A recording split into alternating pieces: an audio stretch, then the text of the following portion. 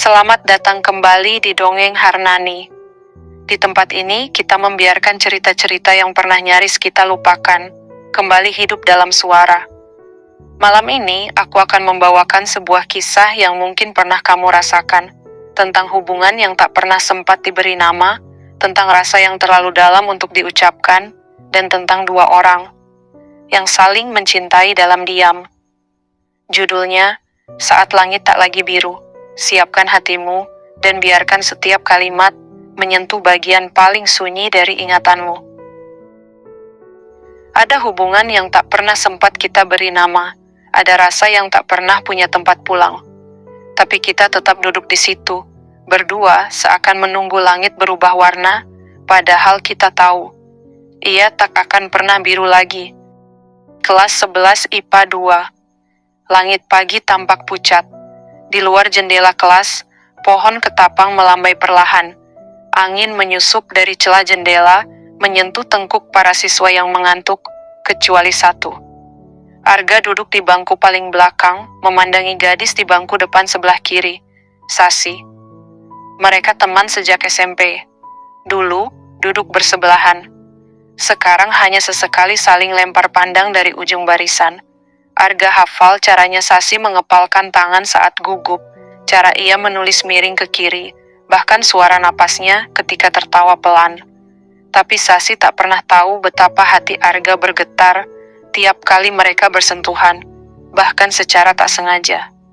Hari itu, jam pulang sekolah, langit menggantung gelap. "Kamu nggak pulang?" tanya Sasi, berdiri di depan meja Arga. Arga menoleh pelan. Ia tersenyum kecil. "Nunggu hujan reda." Sasi menarik bangku dan duduk di sampingnya. Mereka diam. Lama. Dan kadang, diam adalah bahasa yang paling jujur. Malam itu, Arga mengantar Sasi pulang naik motor. Hujan masih gerimis. Jaket Arga hanya cukup untuk satu orang. Jadi Sasi memeluk pinggangnya dari belakang. Pelan, ragu, tapi erat. Arga bisa merasakan detak jantungnya sendiri. Dan Sasi, ia menyandarkan dagunya di bahu Arga. "Sini dingin banget ya," gumamnya nyaris tak terdengar.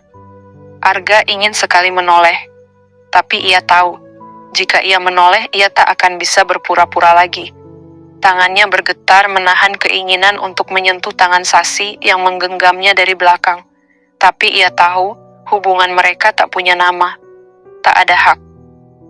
Setiba di depan rumah, Sasi tak segera turun.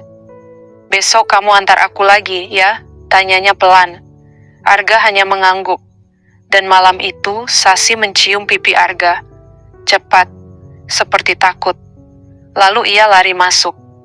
Arga berdiri diam di atas motor, tubuhnya menggigil bukan karena hujan. Hari-hari berikutnya seperti simfoni yang tak pernah selesai. Mereka semakin sering bersama, duduk berdua di perpustakaan, pulang bareng, berbalas pesan sampai pagi.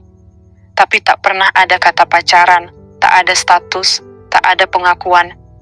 Hanya perhatian, hanya pelukan-pelukan diam ketika malam terlalu sunyi. Kadang, saat Sasi menangis karena masalah keluarganya, Arga akan datang diam-diam, duduk di balkon rumah Sasi yang sepi. Mereka akan duduk bersisian, lutut saling bersentuhan, dan di saat tertentu Sasi akan menunduk di dada Arga. Nafas mereka saling bersahut. "Kalau kamu pacar aku, semua ini pasti lebih mudah," bisik Sasi. "Tapi kamu nggak butuh pacar, kamu butuh pelindung," jawab Arga, nyaris tak terdengar. Di balik pelukan itu, ada sesuatu yang hampir meluap. Rasa yang ditekan terlalu lama, hidung mereka bersentuhan, nafas bertabrakan. Dan satu detik itu, Arga hampir mencium Sasi, tapi ia mundur. "Kita cuma teman," katanya dalam hati. Tapi kenapa rasanya seperti lebih dari itu? Pernah satu kali, di kelas yang kosong saat pulang les, Sasi mencium Arga di bibir. Tiba-tiba, tanpa aba-aba, lama, dalam, dan penuh amarah. "Kenapa kamu nggak pernah melangkah maju, ga?" desis Sasi. Arga hanya terdiam. Tangannya ingin memeluk, tapi ia tahu Sasi bukan miliknya. Karena kalau aku melangkah, kita nggak akan bisa balik ke titik ini, jawabnya pelan.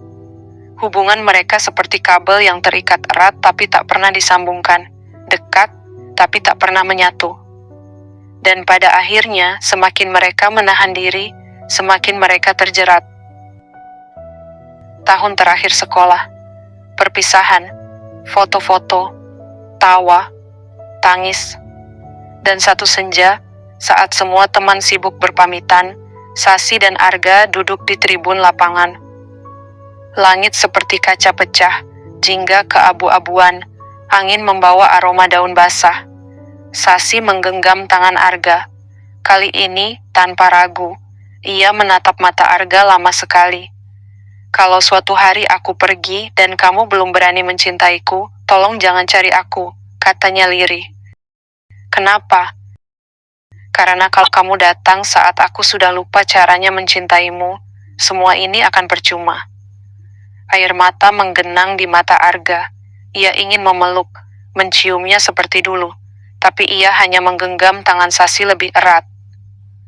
Kamu tahu aku sayang kamu, kan? Sayang aja nggak cukup, jawab Sasi.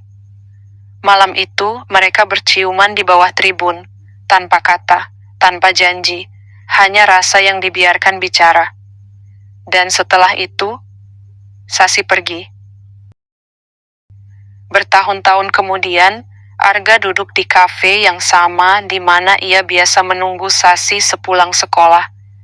Ia tak pernah benar-benar jatuh cinta lagi. Karena ada orang-orang yang datang ke hidup kita, bukan untuk tinggal, tapi untuk meninggalkan bekas. Kisah cinta Sasi dan Arga tak pernah punya nama, tak pernah punya tanggal jadian, tapi juga tak pernah bisa dilupakan. Seperti hujan pertama di bulan Juni, seperti senyum yang tak sempat dibalas, seperti langit yang tak lagi biru karena terlalu banyak menahan mendung. Cerita ini dipersembahkan untuk semua hubungan yang tidak sempat menjadi apa-apa, tapi terasa seperti segalanya. Terima kasih telah mendengarkan kisah malam ini di Dongeng Harnani. Jika kamu pernah menyayangi seseorang tanpa tahu bagaimana cara memilikinya, mungkin kamu juga pernah menjadi Arga atau menjadi Sasi yang saling menunggu, saling menjaga, tapi tak pernah benar-benar saling memiliki. Sampai jumpa di dongeng berikutnya. Dan ingat, bahkan langit pun tak selamanya biru.